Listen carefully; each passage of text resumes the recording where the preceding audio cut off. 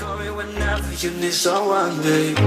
And when you need to escape from 1,000 fires, I'm gonna kiss you wherever you are. And I'm gonna miss you, I will never lie. Call me whenever you need someone, babe. We're running in the jungle of love.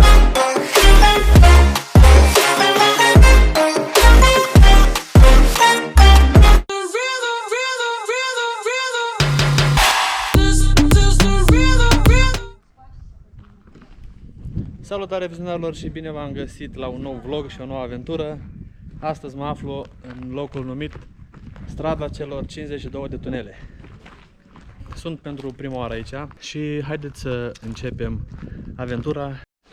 O mulțime de informații pentru cei interesați de tot ce a fost legat de Primul Război Mondial și cum a fost construit. Stai că am obosit deja. Primul tunel.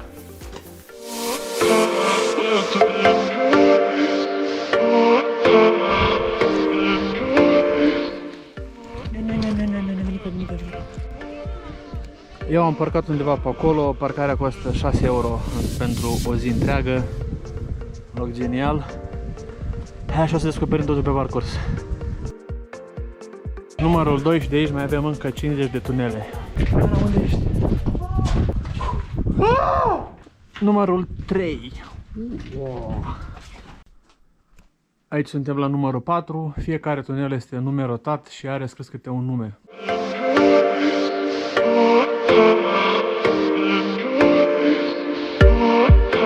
Numărul 5 și numărul 6.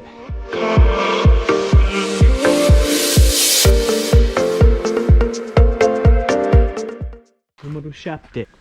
Un traseu foarte accidentat, foarte frumos. Numărul 8, indicator aici, stradă de galerie. Acolo. Numărul 9. Cred că pentru cei ce suferă de claustrofobie e o problemă. E ora 1 și aici este beznă.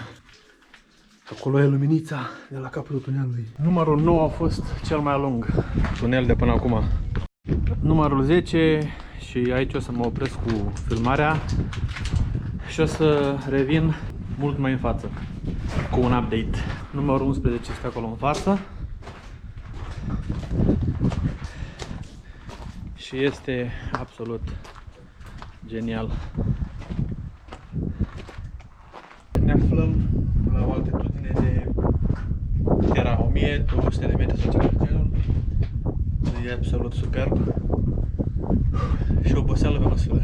Acest loc se află în regiunea Veneto și Trentino Alto Adige. S-a fost construită în Primul Război Mondial. Strada asta a fost făcută cu ideea de a face aprovizionarea cu mâncare și cu alte chestii necesare pentru militari și era cumva și o chestie strategică pentru nu a fi văzuți în timp ce fac toate aceste aprovizionări. Traseul ăsta are o distanță de 6555 de metri. Jos unde începe traseul este un bar și am întrebat pe acel băiat care lucrează acolo și a zis că în 2 ore, 3 ore maxim se face traseu. Dacă cumva începe ploaia este foarte periculos și cel mai bine ar fi ca să ne întoarcem înapoi. Este riscul ca prin tunele să se adune foarte multă apă și să se scurgă la vale și să devină foarte lunecos totul. Ce fă?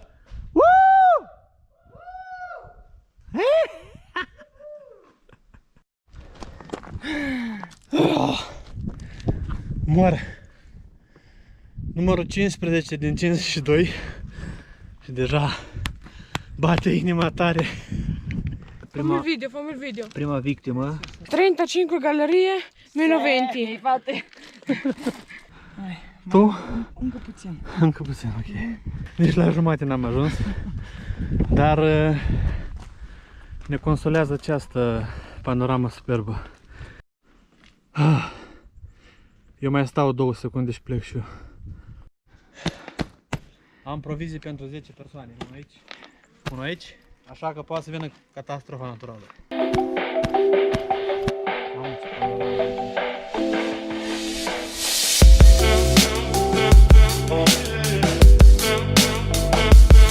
La deal. De când am plecat și până acum urcăm în continuu.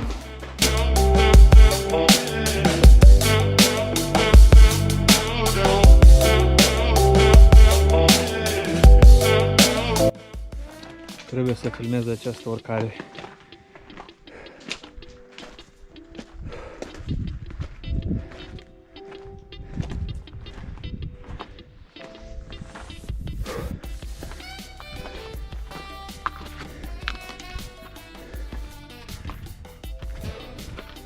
Cam așa arată drumul. Vă trebuie încălțăminte corespunzătoare, că altfel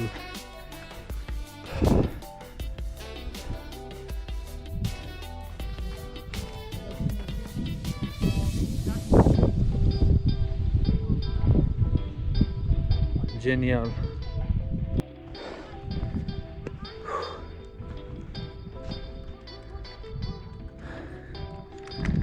Suntem la al 21-lea tunel. Până aici nu m-am urcat, sincer. Ne așteptam să fie așa de dificil traseul ăsta. Dar cred că suntem undeva la 1700 de metri, cam așa. Este o prăpastie aici. Mama mia.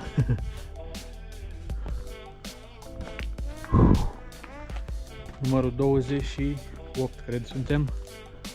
Avem un peisaj absolut superb.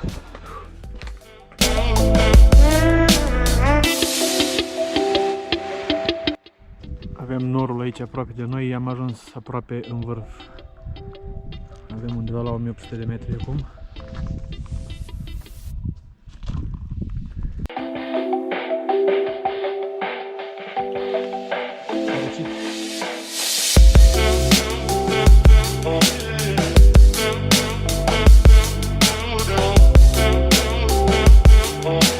Hai de acolo, vin încoa.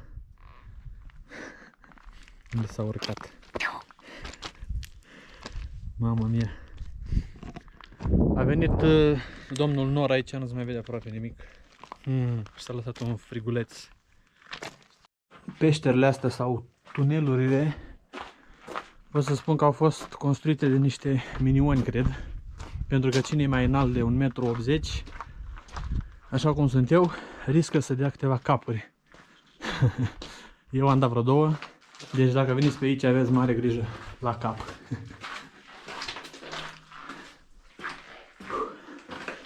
E super umed pe aici.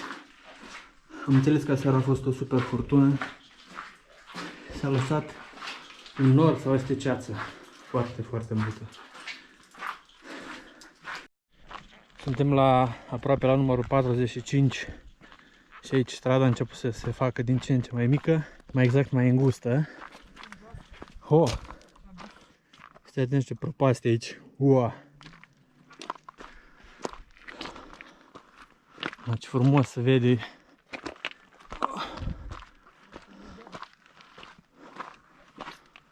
Genial. Absolut superb locul. Vă sfătuiesc să veniți pe aici dacă puteți. A ieșit un pic soarele. În curând o să ajungem la 2000 de metri. Sunt ud, transpirat, nu știu dacă se vede. Și aici.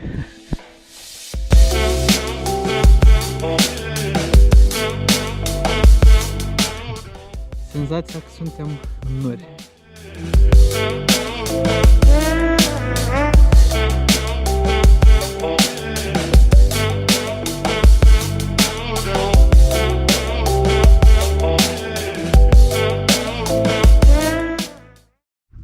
De vreo sfert de oră cam așa mergem pe acest traseu, este absolut, nu știu, superb. Mai avem un tunel sau o peșteră, să zic. Suntem la numărul 51. Mai avem 20% baterie ca și GoPro. Traseul a fost dificil, dar superb. Un peisaj de nedescris. Și haideți să continuăm. 51. Am ajuns la numărul 52. Sardenia, unde am fost acum câteva săptămâni. În vacanță. Și oficial am ajuns la finalul acestui traseu. Absolut superb. Vedem aici niște măsuțe, înseamnă că aici trebuie să fie... uite refugiu acolo. Fix la final de traseu a început și ploaia. Aveam protecție de ploaie, suntem salvați. 3 ore și jumătate atât am făcut pe traseu, incluzând pauzele și poze și alte chestii.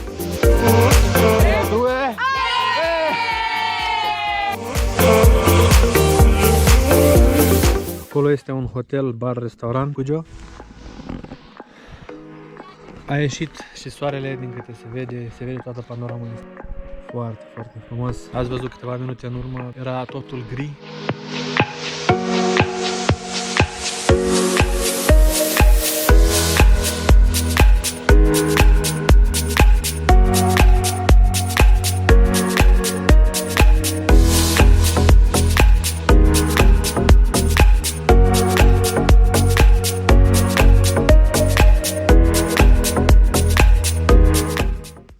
Am transpirat foarte mult, cel puțin eu. Eram tot ud, acum încep să mă usuc.